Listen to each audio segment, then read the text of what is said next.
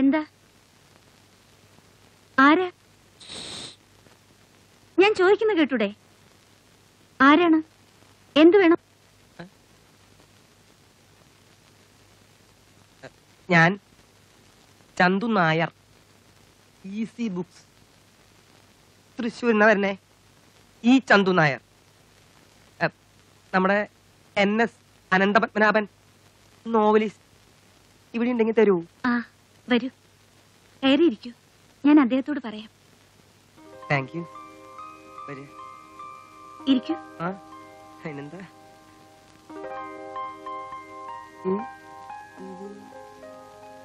അവിടെ ഇരിക്കടൂ. അപ്പോ കേട്ടതൊന്നും വെറും ഗോസിപ്പല്ല, ആളെ മനസ്സിലായ? ആരാ? സിനിമാ നടി സുധ. ഇവരെന്താ ഇവിടെ? അത് തന്നെ ഞാനും ആലോചിക്കണേ. NS വല്ല തിരക്കഥ എഴുതുന്നുണ്ടാവും. ഏയ് അങ്ങനെയൊന്നുമില്ല. NSന് തിരക്കഥയും സിനിമയും ഒന്നും ഇഷ്ടല്ല. നല്ല നല്ല സിനിമാ നടികളോട് ഇഷ്ടക്കേടൊന്നുമില്ലല്ലോ. സാറിന്റെ കഥയ്ക്ക് പ്രചോദനം കിട്ടാൻ വേണ്ടി കൊണ്ടുവന്നായിരിക്കും. എന്റെ ഈശ്വര, ഇനി ഇതിനെ പിരിച്ചു വിടണമെങ്കിൽ ഞാൻ തന്നെ കാശ് കൊടുക്കേണ്ടി വരൂ. എന്താണോ ഇങ്ങ് പോന്നത്? വെറുതെ ഇങ്ങോട്ട് പോന്നു. ഊട്ടിയല്ലേ, ക്ഷേമം അന്വേഷിച്ചിട്ട് പോവാന്ന് കരുതി. ക്ഷേമത്തിനൊരു കുറവില്ല. അത് ബോധ്യായി. നല്ല കളി ഇവിടെ. ഇത് മിസ്റ്റർ VR ജോസ്, ആർട്ടിസ്റ്റാ. നല്ല വരയാ, അതെടുത്ത് കൊടുക്കണോ?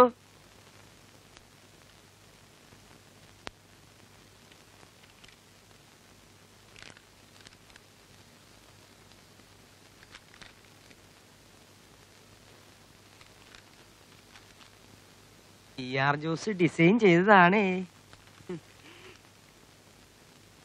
ഇതൊക്കെ പിന്നീട് ചെയ്യേണ്ട കാര്യങ്ങളല്ലേ? മതി, ഞാൻ പറഞ്ഞില്ലേ എന്തിനത്ര തിരക്ക്. ഇഷ്ടപ്പെട്ടില്ലെങ്കിൽ ഇനി എത്ര വേണമെങ്കിലും വരയ്ക്കാം. സാറിന്റെ പുസ്തകത്തിന് ഒരു കവർ വരയ്ക്കാൻ പറ്റുന്നത് എന്റെ ഭാഗ്യമാണ്. കവർ ഓഫ് സെറ്റ് നല്ല കളർഫുൾ ആയിട്ട് ചെയ്യിക്കാൻ എന്റെ പ്ലാൻ. എഴുതി തീർത്ത അധ്യായങ്ങള് ഓരോന്നായിട്ട് തെറ്റിതിരുത്തി ഇങ്ങോട്ട് തന്നാൽ പ്രിന്റിങ് തുടങ്ങായിരുന്നു.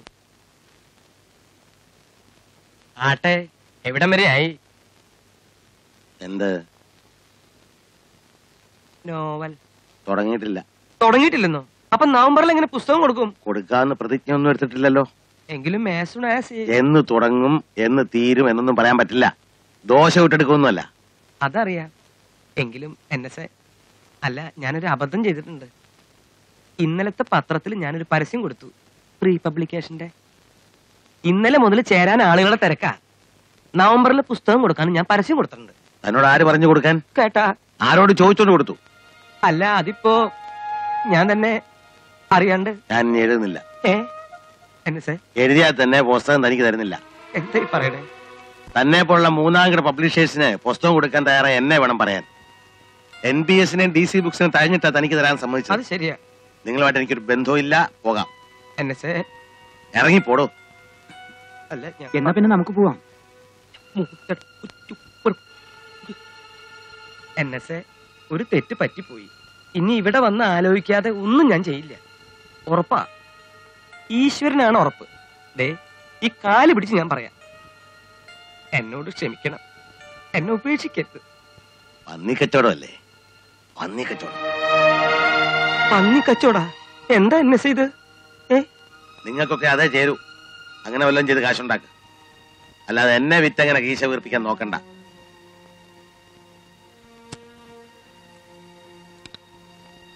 NSന് നിങ്ങളുടെ ഒരു ചില്ലിക്കാശും വേണ്ട.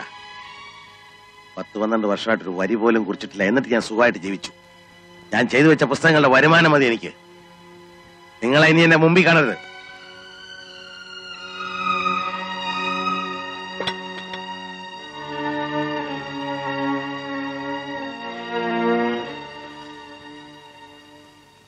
ഒരു മിനിറ്റ് പ്ലീസ്.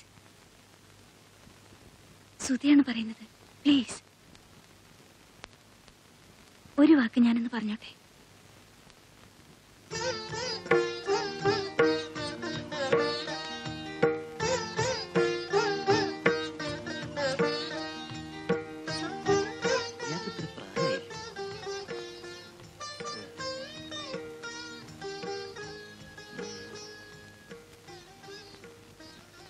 സാറിനോട് NSന് വലിയ ബഹുമാനാ. എനിക്ക് നല്ല പുളിച്ച തെറി പറയാൻ അറിയാഞ്ഞിട്ടൊന്നുമല്ല, വേണ്ടാന്ന് വെച്ചിട്ടാ. എന്റെ സംസ്കാരം യോജിച്ചതല്ല. ഇവന്മാരൊന്നും എനിക്കൊരു പേടിയില്ല. ക്ഷമ എപ്പോഴും നല്ലതാ. ഭൂമിയോളം ക്ഷമിക്കുക. അത് മനസ്സിലായി. ആ വാസുവേട്ടനൊക്കെ എത്ര നല്ല മനുഷ്യനാ. ഇയാള് തനി എന്റെ അമ്മേ, കാട്ടുപോത്തിന്റെ ജന്മ. അയാള് കാണിച്ച വൃത്തികേടല്ലേ. ഒരു പുസ്തകം എഴുതി ഉണ്ടാക്കുന്ന സ്ട്രെയിൻ എന്താണെന്ന് അയാൾക്കറിയോ? എല്ലാം ശരി, സമ്മതിക്കുന്നു. എങ്കിലും അയാളുടെ ഇരിപ്പ് കാണുമ്പോ പാവം തോന്നുന്നു. ഇനി അയാളുടെ ദേഷ്യപ്പെടണ്ട പ്ലീസ്. എനിക്ക് വേണ്ടി ഈ മുഖം ഒന്ന് തെളിയട്ടെ. ഓ, ദേഷ്യം വരുമ്പോ കാറ് കൊണ്ട് ആകാശം പോലെയാ. മൂഡ് നഷ്ടപ്പെടുത്തിയ അയാള്. അവരെ സമാധാനിപ്പിച്ച് പറഞ്ഞുവിട്. മധ്യമാവധിയിൽ നല്ലൊരു കീർത്തനം വായിച്ചു കേട്ടാ മൂടൊക്കെ തനിയുണ്ടാവും. പണ്ട് കഞ്ഞി പറ്റു കുറച്ചെന്നും പറഞ്ഞ് ഞാൻ ശാഠ്യം പിടിച്ച് കരയുമ്പോ ഉള്ളി കാച്ച് നെയ്യൊഴിച്ച് ചോറ് ചുട്ടി തരുന്നത് പറഞ്ഞ് അമ്മ എന്റെ കരച്ചിലടക്കും. പക്ഷെ ആ നാളെ ഉണ്ടാകാറില്ലെന്ന് മാത്രം. ഞാനും അമ്മയെ പോലെ മോഹിപ്പിച്ച്. അല്ല, നീ എനിക്ക് നെയ്യൊഴിച്ച ചോറ് മാത്രമല്ല, മോഹിച്ച ജീവിതം തന്നെയാണ് വാരിത്തരുന്നത്.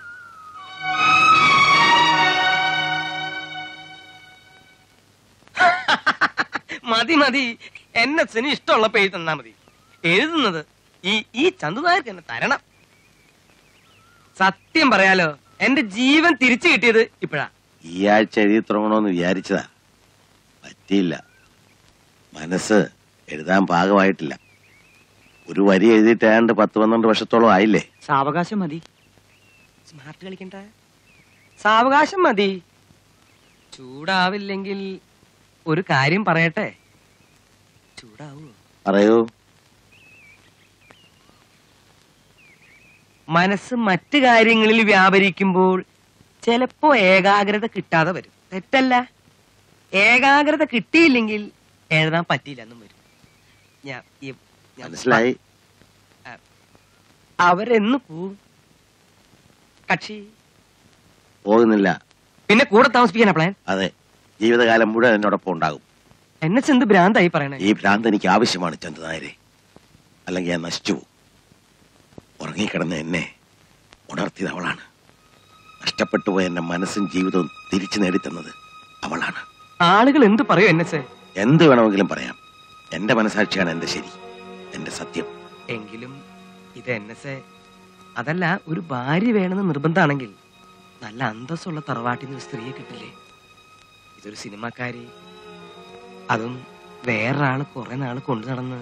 ഞാൻ അന്തസ്സും പാതിവൃത്തി ഒന്നും പറയണ്ട.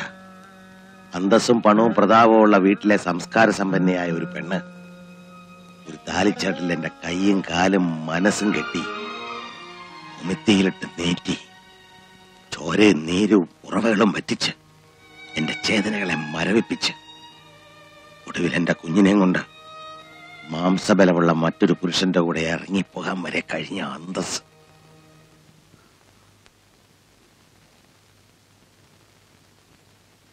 മതി, എന്തിനാ വെറുതെ കഴിഞ്ഞതൊക്കെ.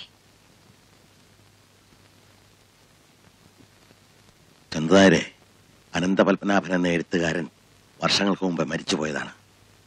പരിഹസിക്കാനും അപമാനിക്കാനും എല്ലാവരും ഉണ്ടായിരുന്നു.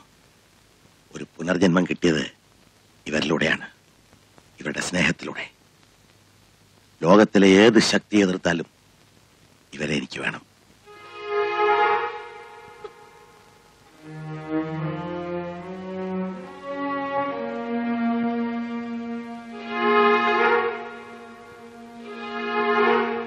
ഞാൻ പറഞ്ഞതിൽ വിഷമം തോന്നരുത്. ഒരുപാട് അനുഭവിച്ച മനുഷ്യനാ. താഴത്തെ പടിയിൽ നിന്നും വന്നതാ. പണവും പ്രസിദ്ധിയും ഒക്കെ കിട്ടി. പക്ഷെ മനസുഖം എല്ലാം എനിക്കറിയാം. ഈ മനുഷ്യനെ ഞാൻ നശിപ്പിക്കില്ല. നശിക്കുന്നെങ്കിൽ അത് ഞാനായിരിക്കും.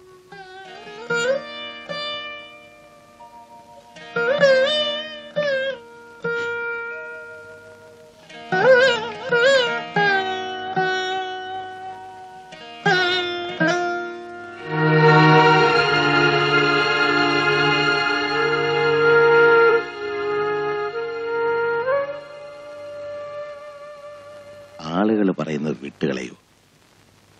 നമുക്ക് നമ്മളെക്കുറിച്ച് ആലോചിക്കാം, നമ്മളെക്കുറിച്ച് മാത്രം. നാളെ ചരിത്രത്തിൽ എന്റെ സ്ഥാനം എവിടെയായിരിക്കും? ഒരു വലിയ മനുഷ്യന്റെ ജീവിതത്തെ കളങ്കപ്പെടുത്തിയ കൂത്തുകാരി പെണ്ണ്. ചരിത്രം സത്യത്തിന്റെ പുറന്തോട് മാത്രമാണ്, വെറും ദൃക്സാക്ഷി വിവരണം. സത്യം നമ്മൾ അറിയുന്നു, അനുഭവിക്കുന്നു. വരണ്ടുണങ്ങിക്കിടന്ന എന്റെ മനസ്സിന്റെ ഭൂമി നേർനനച്ച് ഉഴുതുമറിച്ച് വളം ചേർത്ത് അനുരാഗത്തിന്റെ വിത്തുകൾ പാകി പച്ചിലക്കാടാക്കിയത് നീയാണ്. ഇപ്പൊ അവിടെ വസന്തമുണ്ട്, പക്ഷികളുടെ പാട്ടുണ്ട്, ജീവിതമുണ്ട്.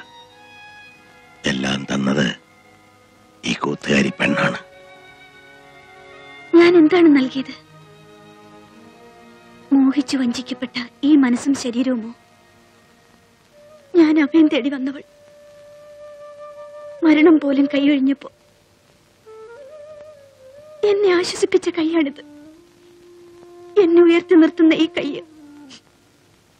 എന്നെ വിട്ടുകളയാതിരുന്നാ മതി. ഭൂമി ആവശ്യപ്പെട്ടിട്ടല്ല മേഘം മഴയാകുന്നത്, മഴ ആവശ്യപ്പെട്ടിട്ടല്ല ഭൂമി അത് ഏറ്റുവാങ്ങുന്നത്. നിയമമാണ്. നമ്മളും അതെ, പ്രകൃതിയുടെ നിയമമാണ്. നന്ദി രാമദാസ് എന്ന നടനോടാണ്. അയാൾ സുധയെ ഉപേക്ഷിച്ചില്ലായിരുന്നെങ്കിൽ. അപ്പൊ പ്രകൃതിയുടെ നിയമം എങ്ങനെ നടക്കും? അതെ, ആ നിയമം ലംഘിച്ച് എനിക്ക് തന്നതെല്ലാം തിരിച്ചെടുത്ത് എന്നെ വിട്ടു പോകരുത്. പോകുവോ? ഇല്ല. ആരൊക്കെ ശപിച്ചാലും ആരൊക്കെ പഴി പറഞ്ഞാലും ഇവിടെയല്ലാതെ പിന്നെ എനിക്ക് എവിടെയാണ് അഭയം?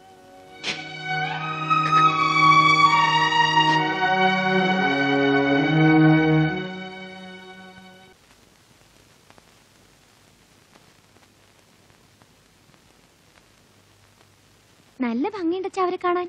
നല്ല അഭിനയാ. എനിക്കൊന്ന് കാണണമെന്ന് വലിയ കൊതിയായിരുന്നു. ഇനിയിപ്പോ അമ്മ ഊട്ടിക്ക് പോകുമ്പോ കാണാലോ. അമ്മായിയല്ലേ? ഉമ്മായി കണ്ട പഴിച്ചേറ്റങ്ങളൊക്കെ അമ്മായി വിളിച്ച കൊന്നു തുടങ്ങി. ഈ അമ്മയ്ക്ക് എന്താ അസൂയ അല്ലാതെന്താ? എടി പത്മി, ഈ പടം ഒന്ന് നോക്കിയത്. എന്തൊക്കെ ദൂഷ്യം പറഞ്ഞാലും അവരെ കാണാൻ നല്ല സ്ത്രീത്വം. അയ്യടാ സ്ത്രീത്വം. മുഖം കണ്ടാ അറിയാം പഴിച്ചോളാണെന്ന്. ഓരും പെട്ടോള് കണ്ണും കാലും കാണിച്ച് എന്റെ ഏട്ടനെ മയക്കെടുത്ത് തന്നെയാ. മയക്കിയെടുക്കാൻ അമ്മയുടെ ഏട്ടനാരാ? കാമദേവനോ? അതേടി, കാമദേവൻ തന്നെയാ. വിസ്തരിക്കാൻ വന്നിരിക്കുന്നു. എഴുന്നേറ്റ് പൊടി അപ്പുറത്ത്. ഇത് കൂടോത്രം ചെയ്തത് തന്നെയാ, അല്ലാണ്ട് ഇങ്ങനെ വരില്ല. അവളെ കാലപാമ്പ് കൊത്തി വലിക്കും, അവിടെ തല പൊട്ടിത്തെറിക്കും. എന്നെ പത്മിനി, നീ ഇങ്ങനെ പ്രാഗല്ലേ? നാട്ടുകാർ കേട്ടാ എന്ത് വിചാരിക്കും? ഓ, നാട്ടുകാരും അറിഞ്ഞിട്ടില്ല. കേൾക്കണവർ മൂക്കത്ത് വിരൽ വെക്കുക. പുറത്തിറങ്ങി എല്ലാരും ചോദിക്കണ ഈ കാര്യം. ആ തേവിടിച്ച് എന്റെ ആങ്ങളല്ലാണ്ട് വേറെ ആരെയും കിട്ടിയില്ല. എന്ത് കണ്ടിട്ടാ ഈ വയസ്സുകാലത്ത്? സ്വത്തും പണവും വേണ്ടോളുണ്ടല്ലോ. റോയൽറ്റി എത്ര കിട്ടുന്നത്? ആ വിചാരം നിങ്ങൾക്കുണ്ടോ? അയ്യോ, അവിടെ പടവും നോക്കി ഇരുന്നോ? അല്ല, ഇത് എന്ത് ചന്തം കാണണേ ഈ നോക്കി നോക്കി ഇരിക്കണേ? ഞാൻ പിന്നെ എന്ത് ചെയ്യാനാ പത്മിനി? നമ്മളും കൂടെ അനുഭവിക്കേണ്ട സ്വത്തുക്കൾ തട്ടിയെടുക്കാൻ വന്ന ആ കുന്തത്തിനെ എങ്ങനെയെങ്കിലും പോച്ച് പുറത്തിയടിക്കാൻ ഒരു വഴി ആലോചിക്കും മനുഷ്യ. അതിന് ഒറ്റ വഴിയേ ഉള്ളൂ. നീ തന്നെ വിചാരിക്കണം. എഴി, ഏട്ടന്റെ സ്വത്തിനും പണത്തിനും എന്ത് അവകാശം ഉണ്ടായിട്ടാ നിന്റെ ഈ കണ്ണുകടി? ഏട്ടന്റെ ഭാര്യ വേറൊരാളുടെ കൂടെ പോയെങ്കിലും അതിലൊരു ചെക്കനുണ്ടല്ലോ. പിന്നെ എടുത്തു വളർത്തിയാണെങ്കിലും ഹരിയും ഏട്ടനും മോൻ തന്നെയല്ലേ. ഇവർക്ക് രണ്ടുപേർക്കും ഇല്ലാത്ത എന്താ അവകാശം നിനക്ക്? എന്തായാലും എന്റെ ഏട്ടന് എനിക്കും ഒരു വക തരാണ്ടിരിക്കില്ല. തരും. അത്ര സ്നേഹ എന്നോട്. ഇനിയിപ്പോ ഒരുമ്പട്ടോൾ അതിന് വല്ലതും സമ്മതിക്കണാവോ? എല്ലാം ഒതുക്കാനല്ലേ നോക്കൂ. ഏട്ടന്റെ ഇഷ്ടം അതാണെങ്കിൽ പിന്നെ നീ കിടന്ന് ഇങ്ങനെ തുള്ളിയിട്ട് എന്താ കാര്യം? നിനക്ക് മോക്കമുള്ളത് ഞാൻ സമ്പാദിച്ചുണ്ടാക്കണില്ലേ? അയ്യടാ, ജോലി ചെയ്ത് സമ്പാദിച്ച് അട്ടിയായിട്ട് ഇവിടെ കൊണ്ടുവന്നങ്ങ് കൂട്ടുകല്ലേ? എന്താ എന്നെ കൊണ്ടൊന്നും പറയിക്കണ്ട. എനിക്ക് എന്റെ ഏട്ടനെ ഒന്ന് കണ്ടാലേ ഇനി മനസ്സമാധാനം ഉള്ളൂ. നമുക്കൊന്ന് പോയാലോ? എനിക്ക് ലീവില്ല. നീ അമ്മവും കൂടെ പൊക്കോ, ഇല്ലെങ്കിൽ ഹരിയെ വിളിച്ചോ. ഓ, അവൻ നിങ്ങളെക്കാൾ അപ്ര. പാട്ടും കൂത്തും അല്ലാണ്ട് വേറെ എന്താ അവന് താല്പര്യം? അല്ല, അതും ഏട്ടനെ തന്നെ പറഞ്ഞാ മതി. വല്ല കൈത്തൊണ്ടും പഠിപ്പിക്കാനുള്ളതിന് പകരം പഠിപ്പിക്കാൻ കണ്ട ഒരു കാര്യേ. എന്താ മ്യൂസിക് എം എ മോശമാണോ? ഏയ്, ഒരു മോശവും ഇല്ല. കാളരാഗവും പാടി എം എ എടുത്തങ്ങ് ചെന്നാ മതി. ഗാനഗന്ധർവൻ. കളക്ടർ ഉദ്യോഗം കിട്ടും.